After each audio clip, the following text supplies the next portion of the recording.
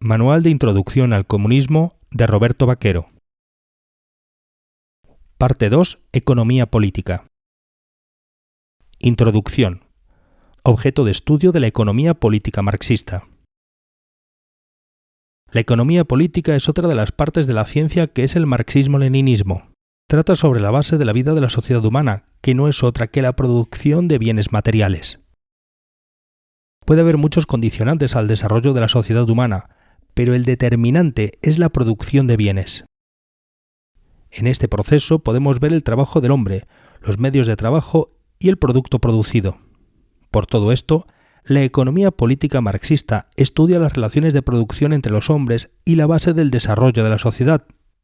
Así, la economía política es la ciencia del desarrollo de las relaciones sociales de producción, es decir, de las relaciones económicas entre los hombres. Estudia las leyes que gobiernan la producción y distribución de los bienes materiales en la sociedad humana a lo largo de las diversas fases de su desarrollo. El método de la economía política marxista es el método del materialismo dialéctico. Se basa en la aplicación de los principios del materialismo histórico y dialéctico al régimen económico de la sociedad dada. La economía política marxista brinda al proletariado el arma para poder conocer las leyes del desarrollo económico de la sociedad para que los obreros puedan encontrar soluciones a los problemas a los que se enfrentan. La economía política marxista descubre la explotación del hombre por el hombre, dejando desnudos los argumentos y las demagogias de la burguesía, permitiendo ver las causas de la miseria y explotación, permitiendo ver que no es una cuestión de azar, sino que es el propio sistema capitalista en sí que sustenta esta situación. La clase obrera solo logrará su emancipación mediante la lucha de clases, el derrocamiento del capitalismo y la instauración del socialismo. Las leyes económicas son leyes objetivas, reflejan el desarrollo dialéctico de la economía. Estas leyes surgen y se rigen sobre condiciones materiales existentes. Son autónomas de la voluntad del hombre. Estas leyes no se pueden crear, modificar o eliminar, pero la economía política marxista nos permite conocerlas, con lo cual la clase obrera puede beneficiarse de ellas sabiendo cómo funcionan. En cada modo de producción histórico encontramos residuos de los modos de producción anteriores y el germen de los modos de producción posteriores. La economía política marxista nos permite descubrir, debajo de las apariencias externas de los fenómenos económicos, los rasgos económicos fundamentales que expresan las relaciones de producción y las fuerzas productivas de cada época histórica. Manual de Introducción al Comunismo de Roberto Vaquero. Parte 2. Economía política. Capítulo 1. Conceptos básicos. Antes de nada, debemos explicar de forma breve qué es un modo de producción y qué son las fuerzas productivas y las relaciones de producción. Además, añadiré un par de conceptos que nos servirán para comprender cuestiones posteriores. El modo de producción es la forma de conseguir por parte de un hombre los bienes materiales para el consumo personal y productivo. Constituyen la unión de las fuerzas productivas y las relaciones de producción. Los cambios en el modo de producción producen a su vez cambios en el régimen social. El modo de producción es la base del desarrollo de las fuerzas productivas y de las relaciones de producción. Ahora veamos el concepto de fuerzas productivas. Estas son el conjunto que forman los medios de producción y los hombres empleados en la producción de los bienes materiales. Vamos a definir ahora relaciones de producción. Y estas son las relaciones económicas que se establecen entre los hombres en el proceso de producción, distribución, intercambio y consumo de los bienes materiales. Estas uniones son independientes de la voluntad del hombre y son parte vital de todos los modos de producción. Por último, vamos a definir qué es el objeto de trabajo y las materias primas. Y esto es todo aquello sobre lo que recae el trabajo humano. Son objetos que se encuentran en la naturaleza y sobre los que el hombre trabaja, convirtiéndolos en materias primas para posteriores trabajos. Manual de Introducción al Comunismo de Roberto Vaquero. Parte 2. Economía política. Capítulo 2. Modos de producción anteriores al capitalismo. Para poder comprender el desarrollo histórico hasta el comienzo del modo de producción capitalista, hay que analizar y estudiar los modos de producción anteriores que se dieron a lo largo de la historia. El paso de un modo de producción a otro no se da de manera simultánea en todos los lugares. No es una cuestión de fechas. El paso de un modo de producción a otro depende de las condiciones materiales existentes, es decir, del grado de desarrollo de las fuerzas de producción en relación con las relaciones sociales de producción. Por ello, podemos observar el paso del feudalismo al capitalismo en Inglaterra en torno al siglo XVII en Inglaterra. En cambio, en Rusia se dio a finales del siglo XIX. Veamos primero el modo de producción de las comunidades primitivas. Con este modo de producción empieza el desarrollo de la sociedad humana. En el principio, los hombres se encontraban indefensos ante los peligros de la naturaleza. La base de las relaciones de producción era la propiedad colectiva de los medios de producción y de los principales instrumentos de trabajo. También existía de una forma paralela una propiedad personal de ciertos instrumentos de trabajo, en general para defenderse de las fieras. Existía el trabajo sin creación de excedente, que se basaba en la cooperación simple. No existía la explotación del hombre por el hombre, no existían las clases sociales. La producción se reducía a la caza y recolección en primer lugar y paulatinamente a la ganadería y agricultura. Más adelante surge la especialización en la producción artesanal de pequeñas mercancías. Con el desarrollo del modo de producción se constituye la organización gentilicia de la sociedad y los hombres pasan a agruparse por vínculos de parentesco. En torno al trabajo se produce la división natural del mismo entre hombres y mujeres. Es la división del trabajo vinculada a la producción y a la reproducción social. En esta las mujeres se encargarán del cuidado y mantenimiento de la descendencia y los hombres de las actividades netamente vinculadas a la producción. La primera gran división del trabajo se dio cuando una parte de la sociedad se dedicó a la agricultura, mientras que otra se vinculó a la ganadería. Con esta división se fue elevando la productividad. Las nuevas formas productivas rebasaron los límites de las relaciones de producción.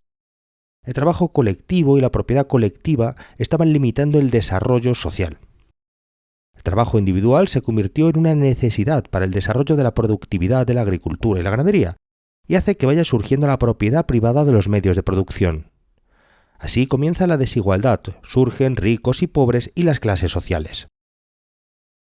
Con el desarrollo de estas cuestiones se hizo posible la instrumentalización de unos hombres por parte de otros, en base a la creación de excedentes. La fuerza de trabajo se obtenía mediante la guerra, se hacían prisioneros que pasaban a convertirse en esclavos, y más adelante también se convertiría en esclavo a miembros empobrecidos de las propias tribus. Nos encontramos ante una de las primeras divisiones clasistas de la historia, el esclavismo, la fractura entre esclavos y esclavistas. Es la aparición neta de la explotación del hombre por el hombre. El crecimiento de la desigualdad entre los hombres lleva a la necesidad de la creación del Estado como un órgano de opresión de la clase dominante sobre la clase dominada. El Estado, una institución destinada a mantener los intereses de la clase que lo controla. Desde ese momento, la sociedad se encontrará dividida en clases sociales hasta la actualidad, cuestión que no cambiará hasta la sociedad comunista, cuando el Estado se extinga y desaparezcan las clases sociales. Vamos a hablar ahora del modo de producción esclavista. Este es un modo de producción superior al de las comunidades primitivas. La producción se realiza ya en mayor escala. El paso a esta nueva sociedad tiene como base el desarrollo de las fuerzas productivas y el desarrollo de la división social del trabajo y del intercambio. En el esclavismo se produce la segunda gran división social del trabajo. Los oficios se separan de la agricultura. La producción de instrumentos metálicos originó la aparición de los especialistas artesanos y la producción mercantil, que es pequeña y se distribuye en el ámbito agrícola, y también una producción artesanal, que se da tanto en la ciudad como en el campo. Con la separación de los oficios de la agricultura, hubo un desarrollo del intercambio, apareciendo el dinero, mercancía de carácter universal con la cual se valorizan el resto de las mercancías y que se convertirá en un medio de cambio. Con el desarrollo de esto se llegará a la tercera gran división social del trabajo, la separación de los mercaderes. Estos compraban a un precio bajo los productos de los pequeños productores y los vendían con un mayor precio en los mercados. Por lo tanto, la esfera de la producción se encuentra dividida ya en tres ramas: ganadería, artesanía y agricultura. Se produce además el surgimiento de las ciudades, en las que empieza a concentrarse los oficios y mercaderes. Comienza la separación campo-ciudad. La esfera de la circulación consta del comercio interior y exterior, y las formas monetarias son el dinero y el crédito. La pequeña producción mercantil está basada en la esclavitud, y comienzan a surgir productores libres también, aunque son minoritarios.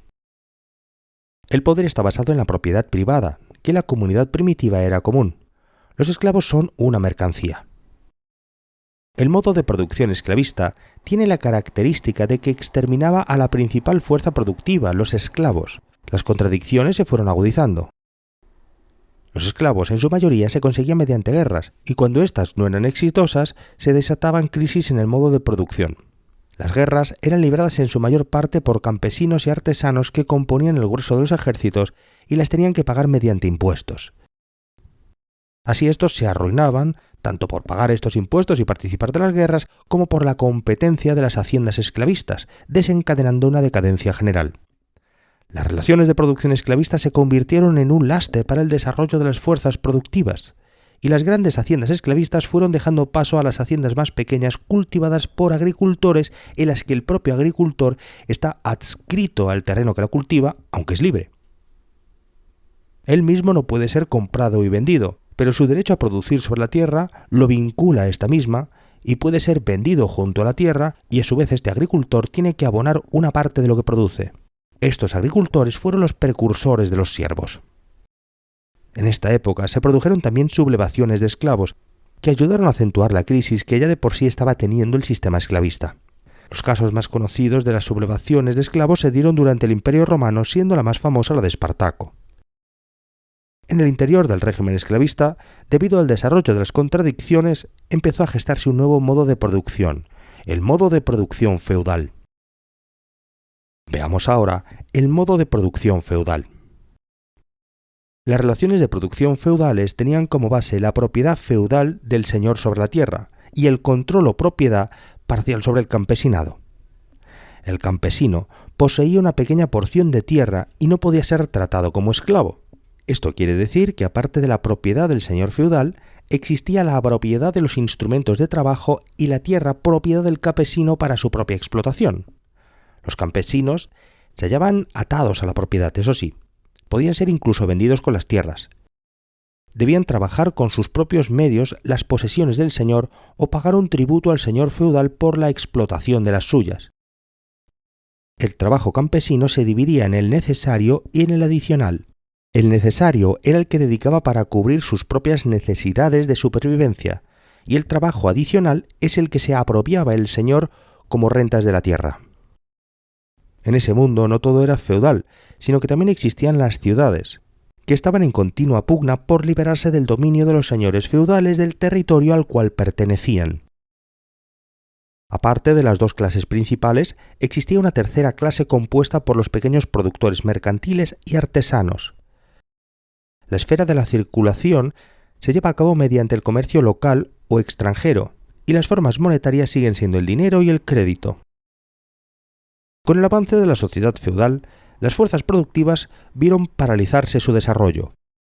La agricultura sufría estancamiento de la producción debido a la escasa productividad de los siervos, y en las ciudades, el trabajo de los artesanos se encontraba con las limitaciones gremiales, por lo que era imposible el aumento de la productividad. El feudalismo entró en una grave crisis. La burguesía se puso a la cabeza de la lucha contra este, aprovechando los levantamientos campesinos contra el feudalismo para así conseguir tomar el poder y pasar a ser la nueva clase dominante. Antes de pasar al modo de producción capitalista, repasemos la acumulación originaria.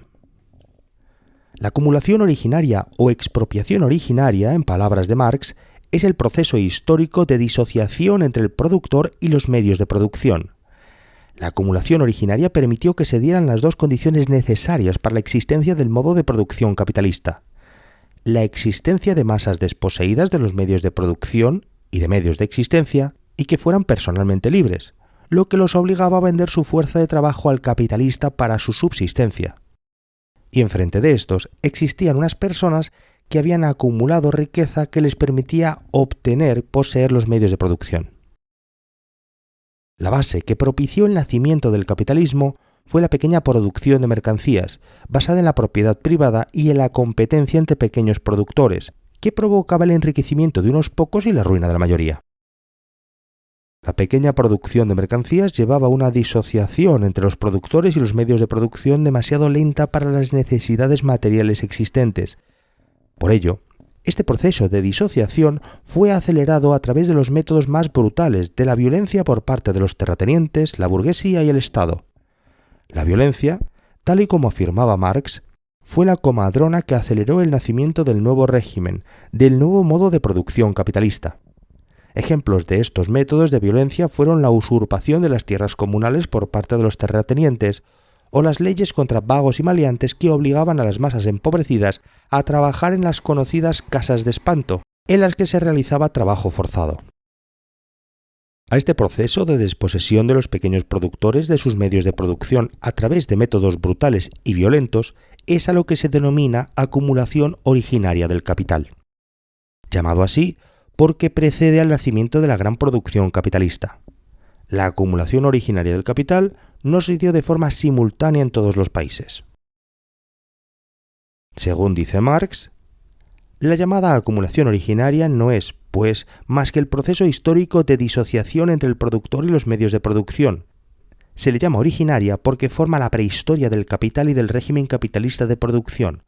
El recuerdo de esta cruzada de expropiación ha quedado inscrito en los anales de la historia con trazos indelebles de sangre y fuego.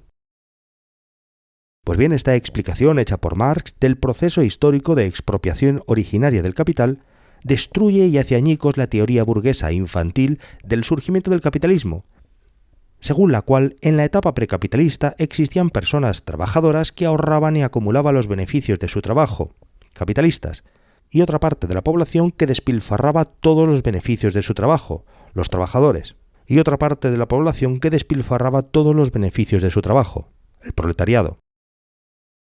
Con dicha teoría análoga a la del pecado original, la burguesía ha pretendido justificar el modo de producción capitalista y la existencia de clase dentro de este capitalismo.